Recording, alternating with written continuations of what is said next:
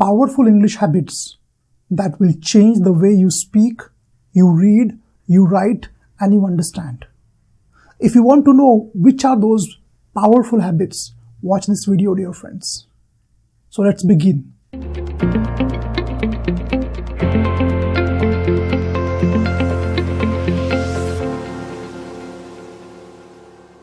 Friends, so let's start. First of all, most important thing is the reading habits. You must have powerful reading habits. If you see some of the best speakers in English, very good readers, those who are very confident in communicating in English, in the all forms, reading and writing both, they are having very good reading habits. You must have your own library. You must build your own library. Friends, the best investment is self-investment. And in self-investment, the best investment is investing in books. If you want to know importance of reading, watch my video. Link I have given here in the description. Reading is very important, friends. If you are a good and regular reader, it will have a tremendous impact on your vocabulary and on your knowledge. If you want to be a good communicator, you must have a lot of knowledge. And knowledge will only come if you read and read regularly. But reading only one type of book is not sufficient. You must read from different walks of life, fiction and non-fiction and different type of authors. I'm going to make a new video on which books you should read, which books are really powerful, which will make a big difference. Do watch that video, friends. So, next point, next habit, which is equally powerful, is having a vocabulary notebook, your own handwritten vocabulary notebook. You should write all your words in the personal notebook, right? The words which you come across while reading, those words must be written in a vocabulary notebook. The format, how you should write down, what is the way to write down, what are the phrases, how nouns should be written, how adjectives must be written. I will again make another video about that. Shortly, I'm going to make a video about that. Watch that video and make accordingly. Well, you can use a strong notebook. The reason is you just cannot build the vocabulary in 1 month or 2 months. It's a lifelong process. So you must have a sound, very strong notebook so that you can refer that notebook regularly and you can improve your vocabulary from that. Okay, the third important habit, which is very important for writing, is grammar. Now, excuse me. Now, many people think that grammar and speaking has connection. Let me tell you one thing. Grammar and speaking has no connection. Grammar and writing has connection, but grammar and speaking has no connection. I know there are many students in my institute who are very good in grammar. In fact, some of them are grammar teachers. Some are postgraduate in English, but they aren't able to speak fluently. Why? They know the grammar, but they don't have the surrounding. They don't have the confidence in them. So grammar is important, but for writing. And only if you study grammar, but if you don't write grammar, if you don't practice grammar, again there will be a problem. So you must write English, you must study grammar and do writing practice. Writing, you can write a blog, or if you are not sure about your grammar, you can write an essay or sentences, get it checked from your teacher. You should type everything on your WhatsApp or on your mobile phone. You can text it, but it must be written. Grammar is just a knowledge. Knowledge unused is garbage. So if you want to use that grammar, you must practically implement that. Practically implement means what? You must write it down. Okay, so writing every day is a powerful habit. If you want to improve your writing skills without punctuation errors, without spelling errors, without grammatical errors. For that, you must have a good grammar teacher who can check your written English and grade you for that.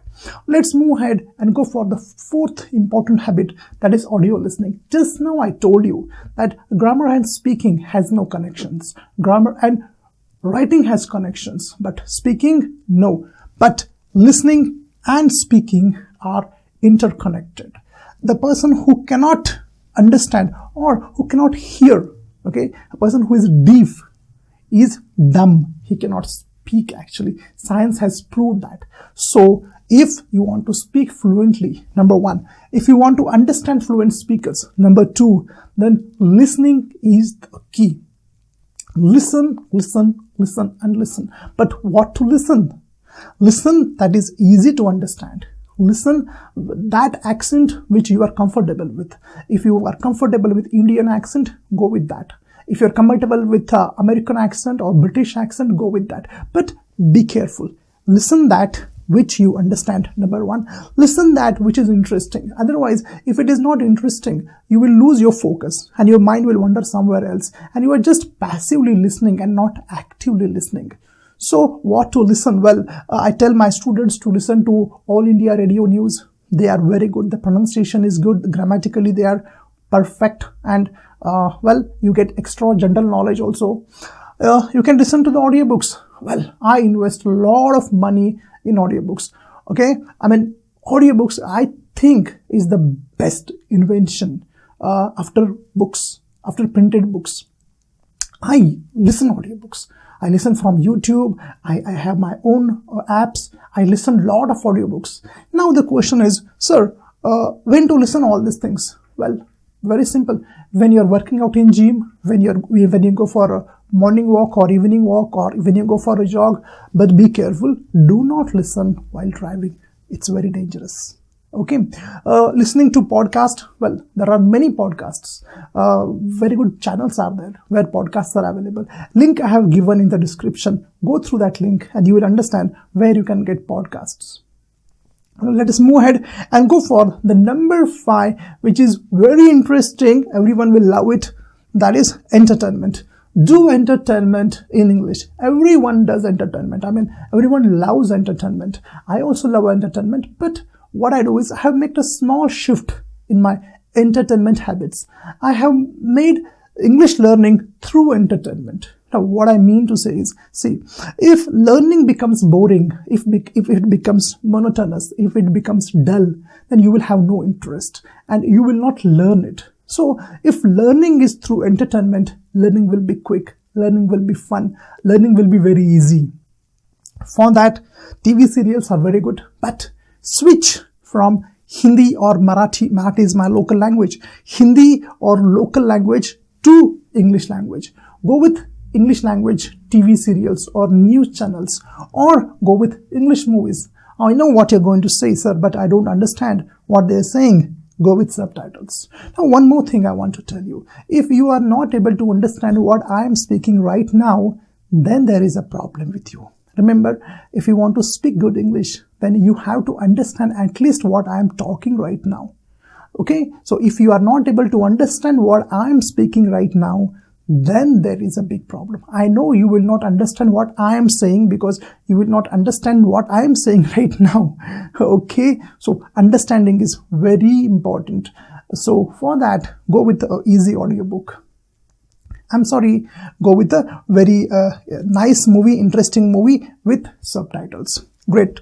Oh, let us move ahead. You know, we every day deal with different gadgets and different instruments and different services which we take, but we have been given a choice there to select a language. For example, if you use an ATM, there are at least 3 choices: local language, Hindi language, and English language.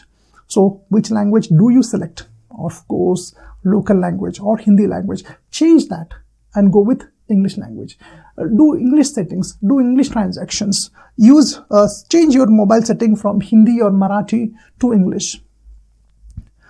Change your TV settings, that D2H or whatever it is. I'm not very good in entertainment, by the way. You can, change the settings from Hindi to English.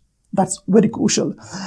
Customer care. When you're calling to customer care, you must select number 3. Number 3 is what? English. English ke liye 3 dabaye. They say no. So press 3. And talk in English. I know that this will be quite tough initially, but afterwards it will be easy. Don't worry. Let's move forward. Now, 7th is TED Talks. I have given the link in the description. TED platform, I have always said in all my videos, is one of the best platforms to develop your English, your vocabulary, your understanding, most important, your ideas. The reason why I say this, because in TED Talks, technology, entertainment and design, people who come there, they are from all walks of life. They are from science, they are from sports, they are from politics, they are from entertainment, they are from humanities, and lot of different fields. So if whatever field you are interested, you can type that, for example, entertainment, and you can see videos on entertainment. The best people from that field come there. In TED Talks, you will be able to develop your presentation skills. You will be able to develop your communication skills. You will be able to understand how these people speak effectively, how these people have no fear of public speaking, how their PPTs they make, and how they deliver that. By the way, one day I got a chance. TEDx people called me and I was on TEDx as well. You can see my video in the description below. Hope you will like it. It's about depression and infatuation in youths. As I told you, though I'm PhD in mechanical engineering, I'm a psychologist. I love it. Now don't ask me why I do it.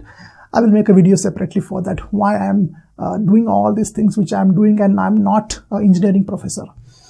Okay, next point is video podcast. Video podcast, I mean, here it is what we get is, we get a video, okay, we have a video, plus we have an audio, and plus we have a transcript. So, video, audio, plus transcript. You are using 2 to 3 senses to understand that language. And most very important thing, most crucial thing about this is, English which is on this channel is everyday English, is English which is used on the streets, English which we use in everyday life.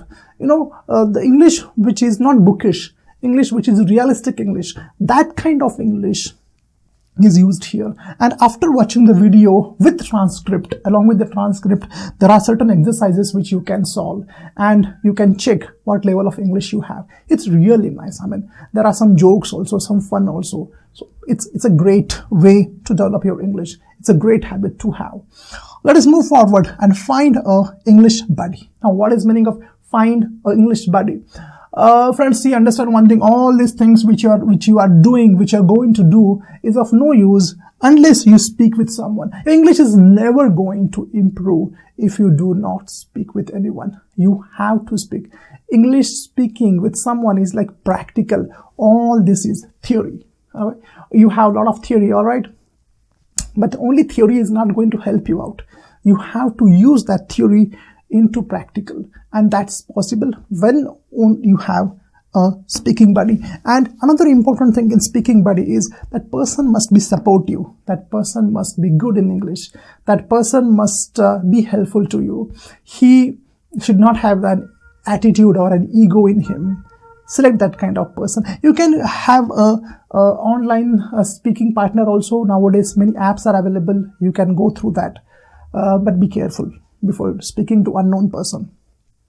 Okay, so the next point is, let's come here, class practice, which is very important. I feel the reason is, the most important reason behind this is confidence. You know, I have written here confidence. English mastery is one thing. Mastery means you can speak well, you can read well, you can write well, you can understand well. But what about the confidence? Confidence in speaking I'm talking about. There are many people who are fluent in English, but you must be a confident speaker, confident in front of 10, 20, 100, 1000 people.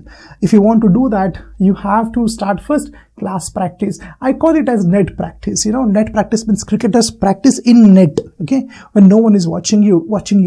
But similarly, in class, your friends are watching you, your teachers are there, and you are very comfortable. I mean, you are not that nervous. So you can participate in presentation, you can participate in group discussions, you can participate in debates. I know what's going to bother you. You will say that, sir, this is F-E-A-R. Fear is bothering me. Don't worry, I have a solution for that. Not now. Again, sometime other, I'm making a video about that. How to overcome the fear of public speaking. Watch that video and you will be a fearless speaker. Remember, let me tell you one thing. I was the most scared, most uncomfortable speaker. But today, you can go and see my talks. You will understand. A TEDx talk, or there are many other talks which I'm going to upload. Okay, now Next is last but very crucial. You have to come out of your comfort zone if you want to go for match practice. Let me tell you what is match practice. Match practice means playing in front of the crowd. That is match. Now, playing in front of the crowd means what? For that, you have to come out of your comfort zone. Dear friends, best things in life are available out of comfort zone. If you want best things, if you want confidence, if you want praise, if you want promotions, if you want to grow in life, if you want to better your performance, you have to come out of your comfort zone. And comfort zone is the killer, number one killer for people. Today, people live in comfort zone. This is not a comfort zone actually. This is uncomfortable zone. You feel comfortable temporary, but in the long run, you will be uncomfortable. No growth, no improvement, no success in life. I want to give you one very important mantra for developing yourself. If you want to grow in life, you must be ready to become uncomfortable. I repeat again, listen carefully, write it down. If you want to grow in life, you must be ready to become uncomfortable. There is no comfortable growth. There is only uncomfortable growth. And if you want to grow, be ready to become uncomfortable. You will become uncomfortable when you go for paper presentations, when you go for different events not in your college, but out of your college. When you participate in different workshops out of your college, inter-college, inter-university, national level. I was just watching one video on the Youth Congress video. I was watching, you can search Youth Congress New Delhi 2019. I have seen some speakers speaking there in front of all the crowd, in front of the Honorable Prime Minister. How these people can do it? They can only do it when they get out of the comfort zone. Of course, you need a lot of practice. Do net practice more and more and more, and then go for the match practice. Okay, friends? Yeah, come on. So, last but very important thing I'm going to tell you. This is what I am special about. I have all my students in my institute. I live in Sangli actually, it's in Maharashtra. And in my institute, the name of my institute is the DNA. In that institute, first thing I do is I develop positive psychology in my students. If the mindset, if emotions are not positive, if they are not supportive, no matter which methods are there, you will not be able to do anything, not only in English, anything in life.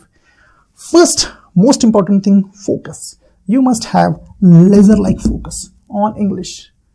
Believe me, friends, nothing is going to change unless you change. You can't do 10, 5, 15, 20 things and expect everything good. No, you have to focus on only one thing at a time, and that is English. Have focus. Second positive psychology is discipline. Discipline means control over your emotions. Well, discipline means what? Self-discipline means your ability to make yourself do that which you don't like to do. Right? That's self-discipline. All these things are not very fancy, are not very romantic. They are sometimes boring or most of the times dull, monotonous.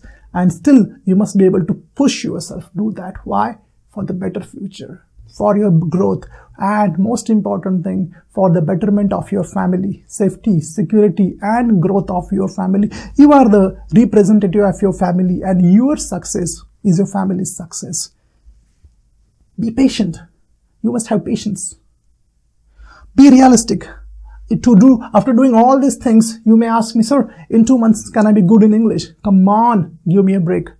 I am very sorry to say, I have seen many YouTube channels and videos where they do fake claims.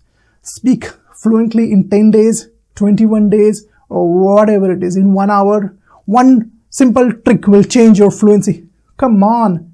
This is hogwash. This is just fake things. Don't trust them. Believe me, friends, I have 18 years of experience of doing all those things. And what my experience tells is, it will take you 6 months to 1 year, sometimes more than that, to master all these things. So don't fall in a trap. Be realistic, have patience. And last is consistency, like a marathon runner. Remember, everyone starts a marathon. You may have seen a marathon where thousands of people turn and go and start running. It's like a crowd. It's like a sea of heads you will see. But how many people end? That's the crucial question. Everyone starts, few finish. So You must be consistent. You should not give up till you master it. In fact, let me tell you one thing. You cannot master English. You can better it. Okay? So the word here, master, is better. It's not right word. You have to better yourself. Every day you should make yourself better in all these sections of English. Okay, friends? Well, I hope you will do it. I'm sure that you will develop the positive psychology and do it. Thanks for watching such a long video, but I'm sure it was worth doing it. Okay? So thanks a lot, friends, and take care of yourself. Goodbye. See you.